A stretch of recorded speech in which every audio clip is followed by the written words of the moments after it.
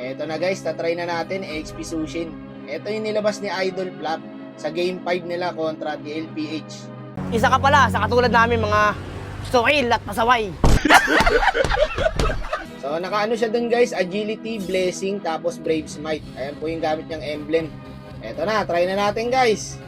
Kung sa laning, lamang talaga to guys. Kasi lahat naman ng fighter is melee. Kaya kawawa talaga kay Sushin.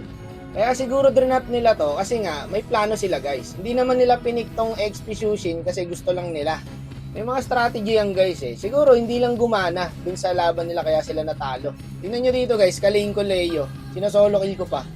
Kahit sinong hero kasi sa XP guys, na itatapat mo sa Sushin, mahirapan talaga. Mababakuran lang.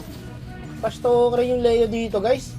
Nung namatay ako sabi niya content ka tuloy. So content daw niya ako pre. O, content mo ako, boy.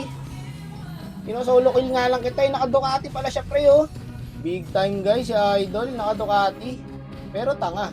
0-4, eh. Kayo, guys, ano masasabi nyo sa XP Sushin? Okay ba? Para kasi sa akin, pre, gagamitin mo lang talaga to for strategy. Pero kung mambibuisit ka lang, guys, sa laning, effective to, boy. Tignan mo nga yung Leo dito, di maka-ML, oh. Ang libuwat, oh. Patay na naman.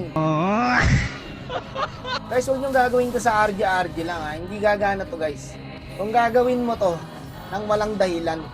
Yung mga yan kasi guys, mga pro player yan, mga professional na yan. Kaya kahit anong meta ang ilabas nyo mga yan, eh kaya nilang dalhin. Eh tayo kasi guys, mga average lang laro natin. Mga normal na tao lang tayo boy. Hindi tayo pro player.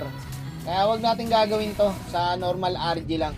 Kasi maaasar mo yung kakampi mo boy. Tignan mo, nagsosurrender na sila oh.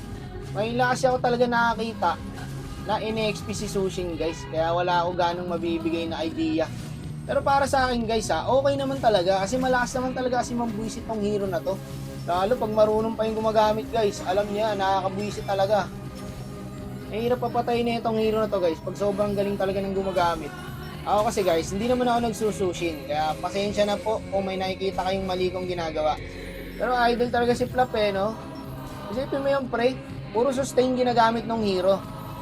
Pero nung ginamit niya tong sushi na to, nadala pa rin niya. So ibig sabihin, ano talaga pang all around talaga si Flap.